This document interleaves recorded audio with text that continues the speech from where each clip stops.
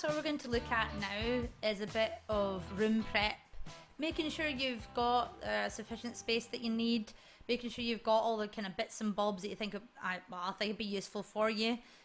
My like kind of mindset when I'm saying to you about room preparation is to try as much as you can to imitate what it would be like if you were actually performing on stage. One of the bad habits that I see quite a lot when people are going to get ready to sing is that maybe they're tired after a long day at work and they'll sit down and practice. That's not good, guys, especially if you're a singer. Singers are expected to stand like pretty much all of the time. You might get away with it if you're maybe sitting down singing and playing the guitar at the same time, or singing and playing the piano. Those are the only circumstances. When you're doing a second instrument at the same time, maybe people give you a couple of allowances, but singers stand, and it actually helps you to feel more confident when you do that transition into actually performing on stage. The more that you can imitate that situation in that environment, it just feels a bit less alien to you when you do actually get down to starting to perform, whether that's at an open mic night or just singing it with your friends and family.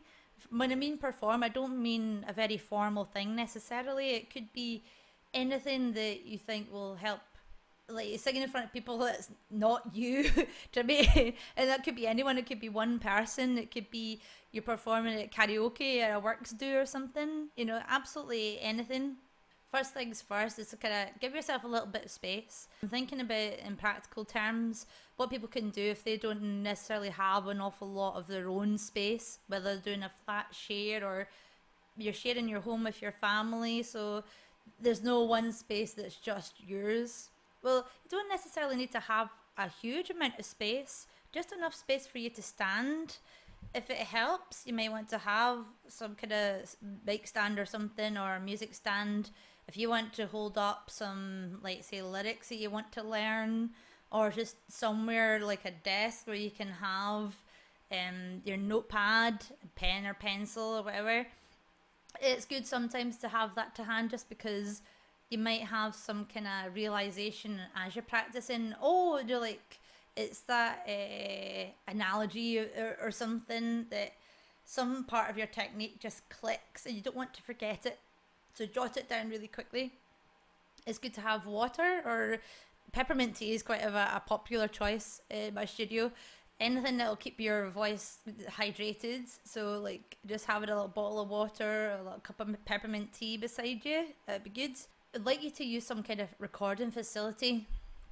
And that's because when you're practicing your songs, I'd like you to get into the habit of recording your performance or you're practicing as you're performing, so that you can play it back to yourself. You don't need to show it to anyone else. This is just for your own reference. You can perform a song, you can practice it, record the whole thing, then go and have a little break, go and have a cup of tea or something, come back to it and just listen to what you've done in the performance.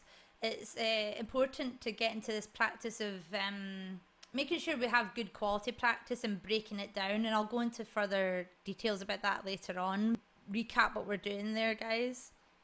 Just a little bit of space, enough room for you to feel like you don't have to be completely standing still, and you don't feel like you have to be all squashed up. Enough sort of space so that you can feel like your feet could be roughly like hip width apart. You've got enough room to do some gesticulation if you feel the need to when you're performing a song.